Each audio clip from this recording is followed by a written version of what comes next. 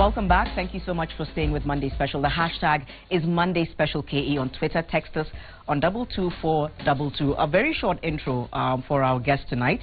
Last year, Janet Kanini revealed on her Facebook page that she had been diagnosed with stage 4 lung cancer after months of struggling with symptoms unknowingly. Months later, and she'll correct me, she was cancer-free. Her remarkable story gained prominence across the nation as she explained what she was going through.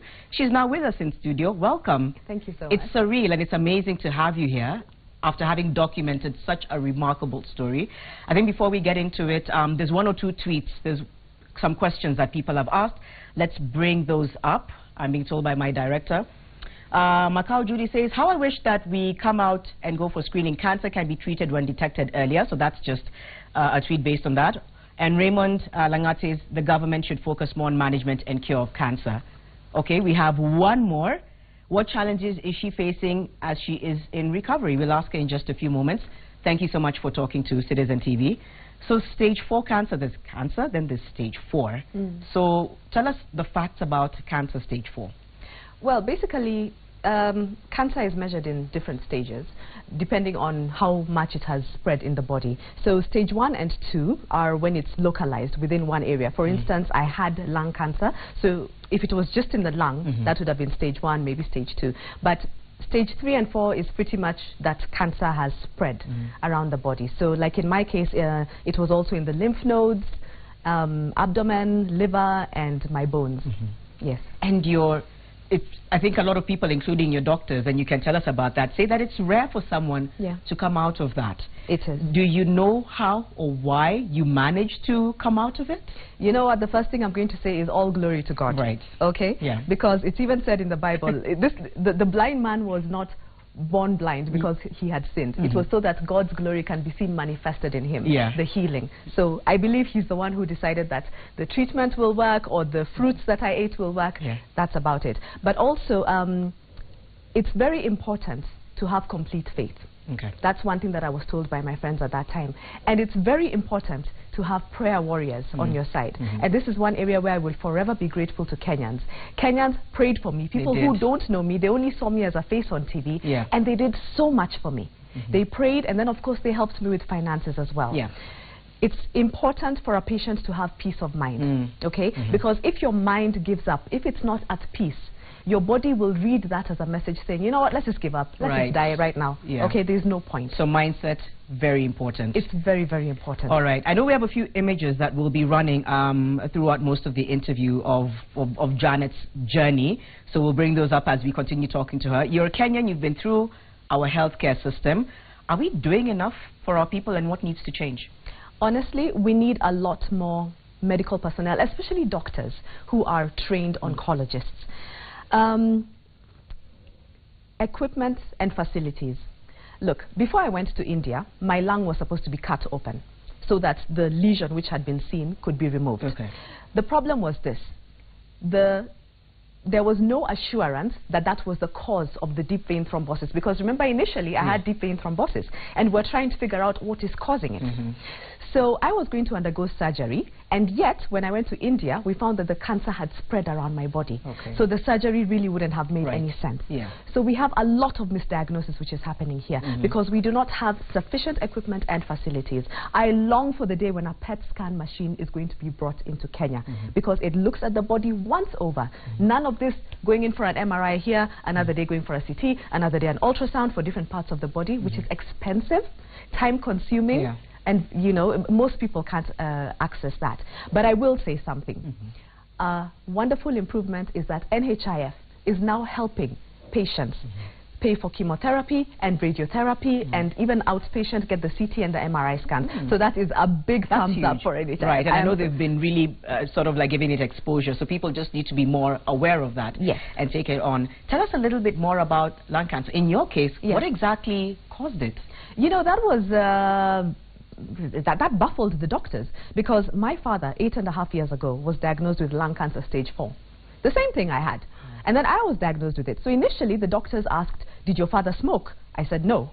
Then they asked me, do you smoke? And I said no. Because the typical association of lung cancer is that it's caused by smoking. All right? But neither of us had that.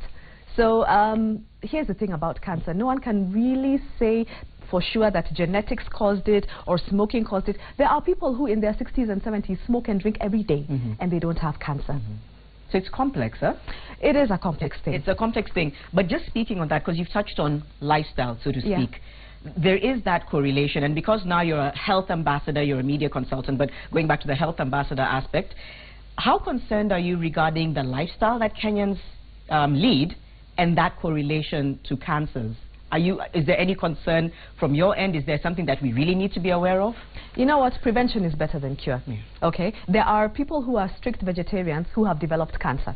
Okay? So I'm not going to say that just because every day you eat sufficient fruits and vegetables and all that, and you don't eat red meat, that you won't get it. No. But it's better to improve your chances of having a healthy immune system by eating healthy, okay, and of course leading a healthy lifestyle, which means exercising. Cancer hates oxygen, all right, so get in as much of it through exercise. So how much has it changed your life and your lifestyle right now? Ooh, I have had to change drastically, I mean, my goodness, these days I drink moringa and lemon and wheatgrass. All the things you tell people, what are you taking? Yeah, exactly, but the thing is, your body actually adjusts. Here's the thing about habits.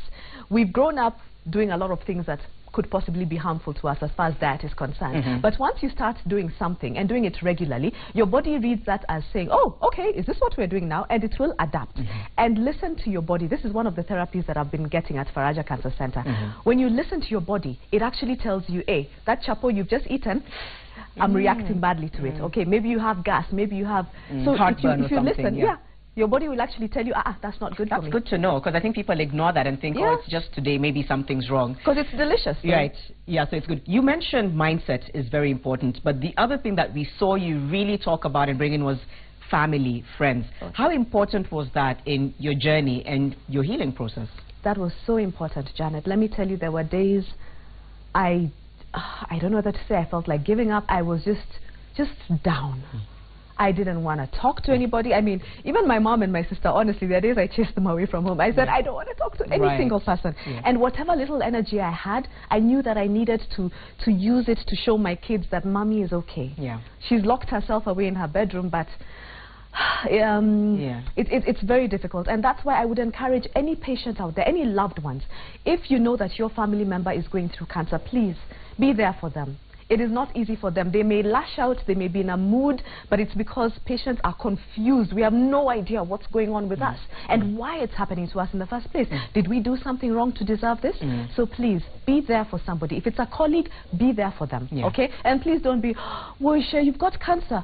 Oh man, imagine fulani wa fulani alikufa. Please don't give us those stories. What's the right thing to tell someone? Because that's a tough one for some people. So what's the right thing to say to someone who's going through it? You know what? Survivors. I believe now we have a big responsibility to tell people cancer is not a death sentence. You can survive, okay? I am living proof of that. And there are so many other survivors out there, with a voice. So if you hear someone has gotten cancer, just say, look, I'm sorry for what you're going through, okay? How can I help? All right, information, do you need, and then maybe even just help them out with information. Just say, you know what, I found this website. Oh, I did this and that and that. Just don't be wishy, don't. Just make someone feel worse. Are you cancer-free, Janet? Would you say you're cancer-free? Yes, I am. Congratulations. That's amazing. Going back very, very briefly before we wind up, what treatment did you undergo exactly? All right. Thank God I didn't have to undergo the surgery after all. I got chemotherapy, so I did that for quite a number of months with drugs. Let me not get into the technical names of the drugs. But yeah, that was pretty much it. Chemotherapy, and then of course now I'm trying to adopt a healthier lifestyle as well, so that they work in tandem. You see, the thing is this, chemo really affects the healthy cells of the body, okay? So when you try and boost the cells and your immune system, then it's much easier for your body to handle the chemo. People would look at me and say, but your body doesn't look like you're undergoing treatment. So if you can find a balance such that the chemo now, when it works, and the radiotherapy as well, they're very hard on the body. So try and find a balance so that you're strong enough to go through the treatment. All right, and finally, what are you doing now? I know now you're an ambassador, you're an advocate. Are there any programs you're involved in, and also your message to someone who is battling cancer today? Well, Over the past few months, I've been involved in the step-by-step campaign. It was a walk from Kisii to Mombasa, a 1,000-kilometer walk. Wow. 5 men walked for women, okay, to get early screening and everything. So just various initiatives here and there. That's why I formed the Kanini for Africa Foundation, so that I can help create cancer awareness. I can help people with fundraising. I can mobilize individuals and institutions to just give whatever you have. And you know what? Here it is. There are very many appeals out there for funding, but if you don't have money, it's okay. Maybe you work in a water company, you can afford to give 10 bottles of water free of charge to a hospital cancer ward for the kids to drink. Because I used to drink 4 liters of water a day. You need to wash out those toxins. Whatever you have, 30% of raw vegetables and fruits in this country are thrown away because they are not loved. They don't look nice enough to sell in the market. So there's usually a wish list and people can actually look at that and make the sort of, so to speak, relevant and necessary donations. Absolutely. That's good to know. Yes. Your message, Janet, for other people who are battling cancer. Please get early screening, first of all, for everybody. Whether or not you think that, me, I'm strong, I can't get cancer. Yeah, I was working until suddenly, everything went down because I was told that I had cancer. Please get early screening. This month is fantastic because so many hospitals and clinics across the country are offering discounted or even free screening services. I talked about the stages. If cancer is caught in stage 1 and 2, your chances for survival are so much higher, and of course treatment is much cheaper. Don't wait until you're a statistic. All right? And for someone at home who's battling cancer, who's just been diagnosed, if you are battling cancer, here's what I have to say. There is always hope. Hang on to those 4 letters, hope. Okay? And please pray. All right? Let me tell you something. The Almighty works wonders. And here is the thing. What makes people lose hope? Stress. First of all, because you've been told you have this thing which equals death according to statistics. All right? What else makes you lose hope? You don't have finances. So guys, when someone is telling you that they need help for cancer, just take it seriously. Statistics show that by 2030, cancer cases in Kenya will have doubled. That is scary, Janet. That's very scary. Very scary. Let us prevent. I don't see why Kenya can't stand out as going against the norm and against the statistics. Come on, we can do that. And please, those of you who have a lot of money out there, bring in the PET scan machine and all those other facilities and equipment that we need them. Not everyone can afford to fly out to India. Bring it here. Bring the expertise here. Let's help our people. All the time we have. I mean, we're all really proud of you and fascinated. Your courage, your bravery, and thank you for documenting and giving so many people hope. We wish you all the best. I know your husband and children have been a big part of your healing process, so kudos to them. Thank you, Janet. Thank you for being such an inspiration to so many people. Thank you for having me. All right, we'll take a short break. We'll be back with a survivor of prostate cancer and a specialist as well. Stay with Monday Special.